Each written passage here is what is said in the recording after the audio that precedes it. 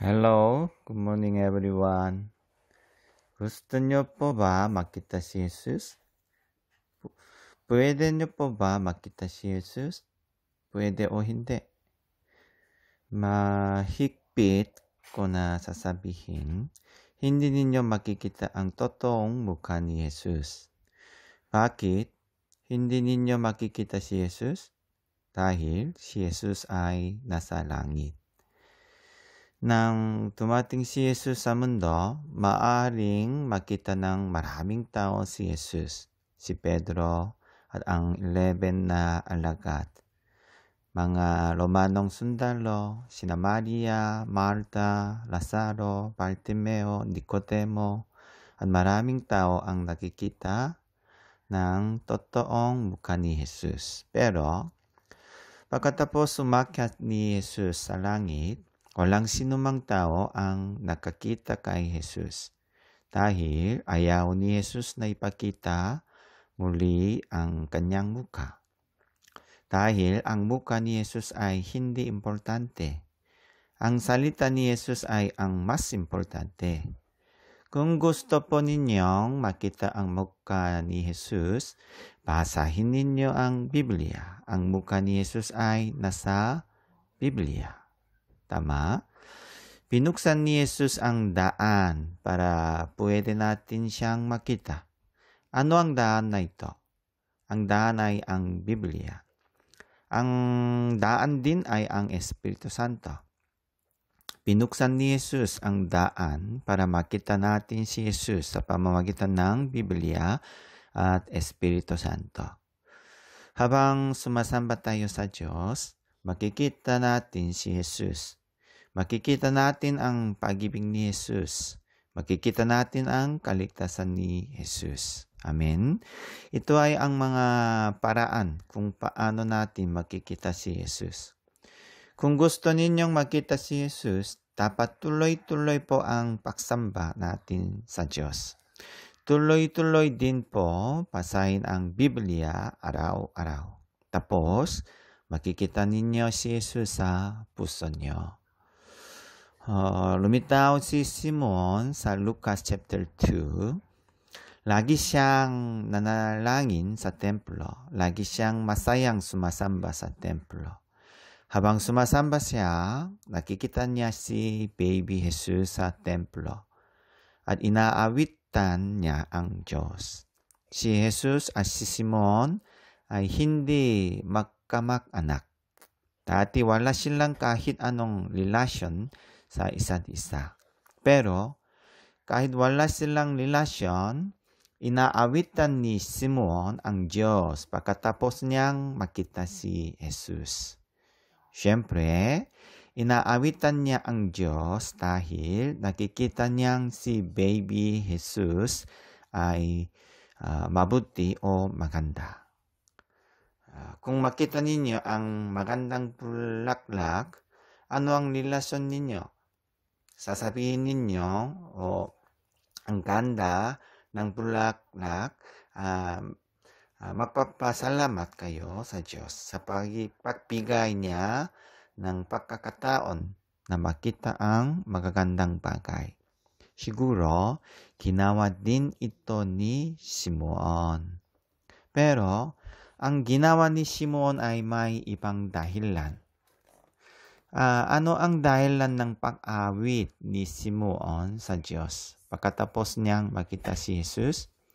Sa verse 30, may nakita siyang isang bagay habang pinagmamasdan niya si baby Jesus.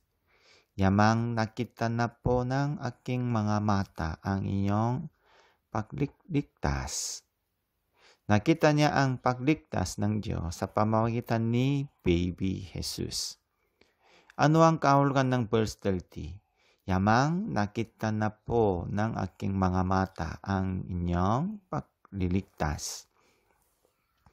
Ang ibig sabihin nito ay si Jesus ang magiging tagapagligtas ng Israel.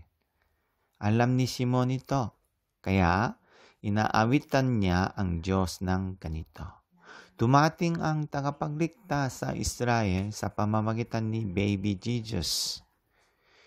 Mga kapatid, isipin ninyo po ito. Paano nakilala ni Simon na si Baby Jesus ang tagapagligtas? Ang dahilan ay binuksan ng Diyos ang kanyang mga matang espiritual habang pinangmamasdan niya si Jesus. Walang special sign si Baby Jesus. Hindi niya isinuot ang corona. Si Baby Jesus ay isang karaniwang sanggol lamang. Nang ipinanganak si Jesus, wala siyang special na physical na katangian. Wala siyang gintong mga mata. Wala siyang liwanag. Siya ay normal na isang baby, katulad ng iyong sanggol. Pero, habang pinagmamasdan ni Simon si Jesus, bigla niyang nalaman na ang sanggol na si Jesus ay tagapagligtas. Dahil binuksan ng Diyos ang kanyang mga matang espiritual. Sa verse 32, ito po ay liwanag na tatanglaw sa mga hentil at magbibigay dangal sa inyong bansang Israel. Paano niya inuwalhati ang Diyos ng ganito? Dahil hinayan siya ng Diyos na malaman na ang sanggol na si Jesus ay ang tagapagligtas. Ang sanggol na si Jesus ay magiging liwanag na tatanglaw sa mga hentil at magbibigay danggal sa inyong bansang Israel. Pagkatapos, ano ang dahilan kung bakit binuksan ng Diyos ang kanyang espiritual na mga mata upang makita si Jesus? Kahit walang anumang ginagawa si Simon, bubuksan ba ng Diyos ang kanyang espiritual na mga mata?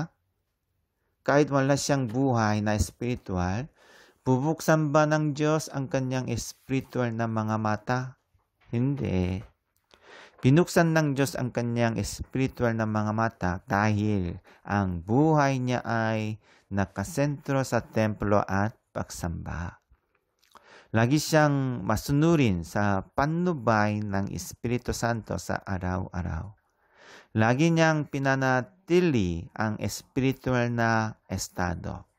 Siya ay palaging sensitibo sa panubay ng Espiritu Santo. Kaya, pwedeng nakilala na niya ang kanyang tagapagligtas na si Baby Jesus habang pinangmamasdan niya ito. Nabuhay siya na may panubay ng Espiritu Santo. Habang sumasamba siya, nalaman niyang darating ang tagapagligtas sa kanyang bansa. Siya ay napupuno ng Espiritu Santo. Kaya, tinuruan siya ng Espiritu Santo na si Jesus ang tagapagligtas. Mga kapatid, si Simon lamang ba ang nasa templo? Maraming tao sa loob ng templo, pero hindi nila alam na ang isang sanggol ay ang tagapagligtas. Si Simon lamang ang nakakaalam. Siguro, may ibang sanggol doon, pero si Simon lamang ang nakakaalam na ang sanggol na si Jesus ang tagapagligtas. Paano niya nalaman? Dahil siya ay napupuno ng Espiritu Santo. Palaging gising ang kanyang espiritu sa pamamagitan ng pagsamba at panalangin. Hihintay niya ang pagdating ng tagapagligtas. Everyone, kahit hindi natin makita ang sanggol na si Jesus, pwede nating makita si Jesus pagbalik niya uli sa mundo. Kung babalik ulit si Jesus sa mundo, makikita natin si Jesus na maluwalhating Kristo. Pwede nating makita si Jesus na panubay natin patungo sa langit. Dahil mayroon tayong pananampalataya napabalik si Jesus sa mundo. Dahil ang ating mga mata na espiritual ay binuksan. Tama? Talaga? Hihintayin nyo ba ang pagdating ng tagapagligtas? Hindi nyo ba hihintay ang pagdating ng tulong from DSWD? Dati tayo ay bulak dahil sa ating kasalanan. Hindi natin alam kung sino ang tagapagligtas. Pero nagsimula tayong maniwala kay Jesus, makikita natin ang tagapagligtas na si Jesus. Pero ito ay hindi malinaw. Kailangan nating makita si Jesus ng mas malinaw. Ano ang gagawin natin para makita si Jesus ng mas malinaw? Basahin ninyo ang Biblia araw-araw.